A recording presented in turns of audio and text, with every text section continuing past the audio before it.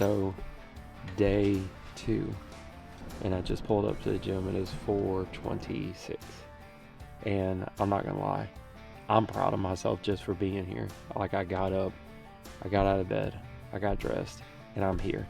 I'm not saying it's gonna be the best workout I've ever had, but I'm here. I made it. So this is day 2, 2 days in a row. I mean, the first day sometimes is pretty easy because it's like, even though you don't get a whole lot of sleep, you're excited and you're trying to start a new thing.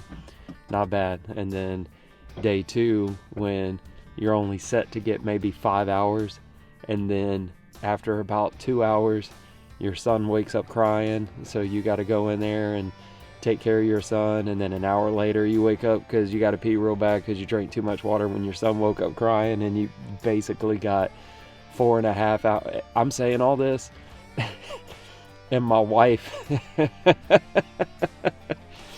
and my daughter is just over a month old, and my wife is up like every hour feeding my daughter. So I'm saying all this like, I'm so tired.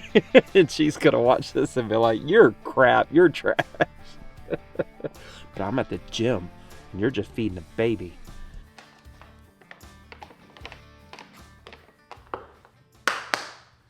I honestly don't know why it is surprising anymore that whenever you take a step towards God, or you show God in any way, shape, or form, like, I desire relationship, that He meets that step with a God step, and His steps are so much more bigger than ours. I'm blessed enough to have a little office that is detached, like away from my home, but like next door, like where my shop is.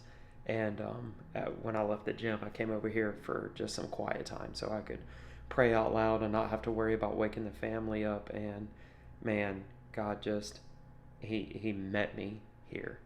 And it was just an awesome just time, because it's been, I guess I'm saying all this to say, like, if you find yourself where you feel like you're in a dry place or an empty place or something like that, and I know a lot of times we try to condemn ourselves and say, well, I got to do something about it. But God told me something I want to share with you guys real quick. God just said, do you know that the secret place is the only thing that I desire from you? And it melted my heart a lot, because I like I was talking about yesterday, like I have this tendency to struggle with like guilt and shame and things like that. And I feel like that I have to work for relationship with God, or work to gain God's approval. And every time I've ever said, I just need you. I just need some time with you. Like, I just pursue the quiet time, pursue the secret place. God has always met me there and reassured me that the only thing, He doesn't want my works.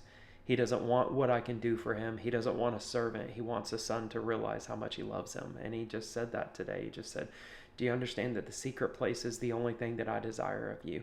You and your quiet time and relationship with you is the only thing that I desire from you. I may not know a lot, but I know enough to know that if He can get that from us, He'll have everything else that makes us phenomenal Christians. He'll have a good testimony, a good witness, us being lights, us walking pure and holy. If the relationship is there, everything else falls into place. And I don't know why I forget that so often.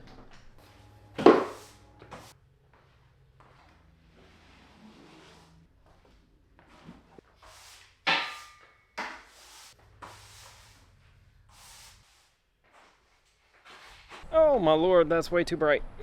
So vlog day 1, I titled it Spiritual Challenge.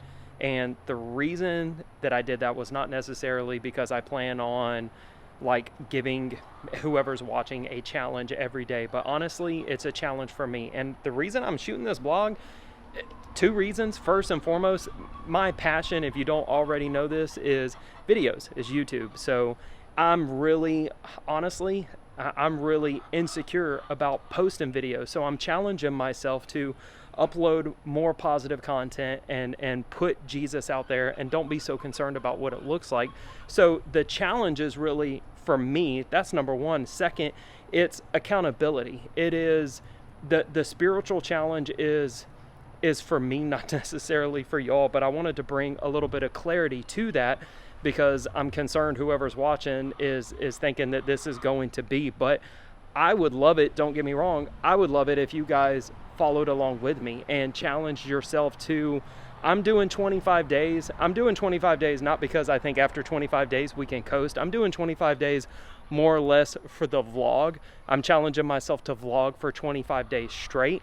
But the spiritual challenge, I'm trying to take the next 25 days and work in a few things that I know need to be worked into my life. The biggest thing is quiet time. One of the second things I mentioned yesterday is confessions, and confessing some things over my family and speaking some things to my family.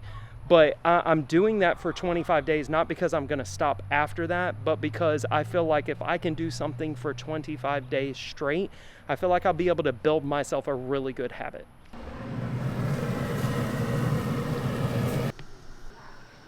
So I will tell you this. This is what I feel like loud vehicles sound like. I have got to get a new mic. I have a shotgun mic, but it does not just pick up me, it picks up everything. But I will tell you this. I feel like one of my biggest takeaways for today is, if I ever stop and there's a cut, it's not because I have no idea what I'm going to say. It's because I have no idea how to say it. My brain is goofy. My big spiritual takeaway for today is being more proud of myself and trying to look at myself and being proud of myself like I feel like a father would be proud of a son for taking his first steps. I can already see, it's only day 2, and I can already understand how people get super discouraged when they're trying to do some forward momentum in their life, because, man, for 2 days in a row, I've gone to the gym, which, dude, that may not sound like a very big deal to some people, but to me, that's a very big deal. I'm going to tell you a little secret, and my wife can attest to this. If I'm lying, I'm dying. For probably 3 weeks, I mean, like every day except for maybe Saturday and Sunday, for weeks now, I will set my alarm for like 3:30, 4 o'clock. I'll wake up at 3:30, 4 o'clock and turn my alarm off. I set out gym clothes in my bathroom so I can wake up, go to the bathroom, get dressed, and not wake Sean up.